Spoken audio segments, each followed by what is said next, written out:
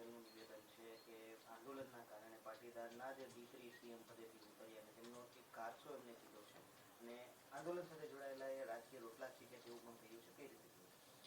આ તદ્દન હકીકતથી વિપરીત વાતો છે અને અવળી ઉંમરે સન્માનીય અને સમાજની અગ્રગણ્ય વ્યક્તિને ઘણી બધી સંસ્થાઓમાં ટ્રસ્ટી પદે રહેલી વ્યક્તિ આવું નિવેદન કરે તો સ્વાભાવિક લોકોને આશ્ચર્ય થાય અને અમને તો એનાથી સાથે દુઃખ પણ થયું છે કે સન્માનીય વ્યક્તિના મોઢે આ વાત ન હોવી જોઈએ. અનામત આંદોલનથી આજે ઈડબ્લ્યુએસના લાભો મળી રહ્યા છે, 10% અનામત મળી રહી છે, યુવા સ્વાવલંબન યોજનાના લાભો મળી રહ્યા છે, બિન અનામત આયોગ બની રહ્યું છે અને સમાજના કોઈ ઉદ્યોગપતિ 2-5 હજાર કરોડ રૂપિયા વાપરતા નથી ત્યારે દર વર્ષે 2-5 હજાર કરોડ રૂપિયાના લાભો મળી રહ્યા છે માત્ર ને માત્ર અનામત આંદોલનના કારણે જ. અને કોઈ એક સમાજ નહીં, ગુજરાતની અંદર 150થી પણ વધારે સમાજના યુવાન યુવતી આનો લાભ લઈ રહ્યા છે અને એનું સદાયને માટે અમને ગૌરવ હતું છે અને આવનારા દિવસોમાં પણ આ ગૌરવ વધતું રહેશે.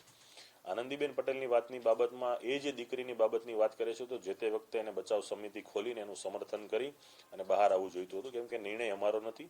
જે તે વખતની સરકાર, પાર્ટી અને એના સુપ્રીમો અને અહીંના ધારાસભ્યોના નિર્ણયોથી આ બધી ઘટનાઓ બનતી હોય છે. ત્રીજી જે બાબત છે શહીદ યુવાનોની, તો એના માટે અમે હરહંમેશને માટે કામ કરીએ છીએ. એમના પરિવારને શું મદદ મળી નહીં મળી એ પરિવાર જ જણાવી શકશે. અને ઘણી વસ્તુ બંધ બારણે પતતી હોય છે એને મીડિયામાં કોઈ બહાર માહિતી આપવાની હોતી નથી.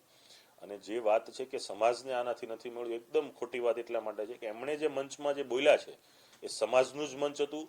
એ કાર્યક્રમમાં જે બોલ્યા છે ને એમાં જેનું સન્માન કર્યું છે યુવાન યુવતીઓનું જે નોકરીમાં જોડાયા છે એ પણ ઈડબ્લ્યુએસ અનામતના કારણે જ નોકરીમાં જોડાયા છે. એટલે એ પરિવારને જ ખબર હોય કે ઈડબ્લ્યુએસના અનામત આંદોલનના કારણે એના પરિવારને શું લાભ થયો છે ને આજે નોકરી મળી છે. એટલે જે મંચ પર તમે બોલ્યા છો એ મંચ એ સમાજનું મંચ છે ને અનામત આંદોલનના કારણે જ આ મંચ ઊભું થયું છે, નકર આજે તમને સન્માન કરવાનો પણ મોકો ના મળે.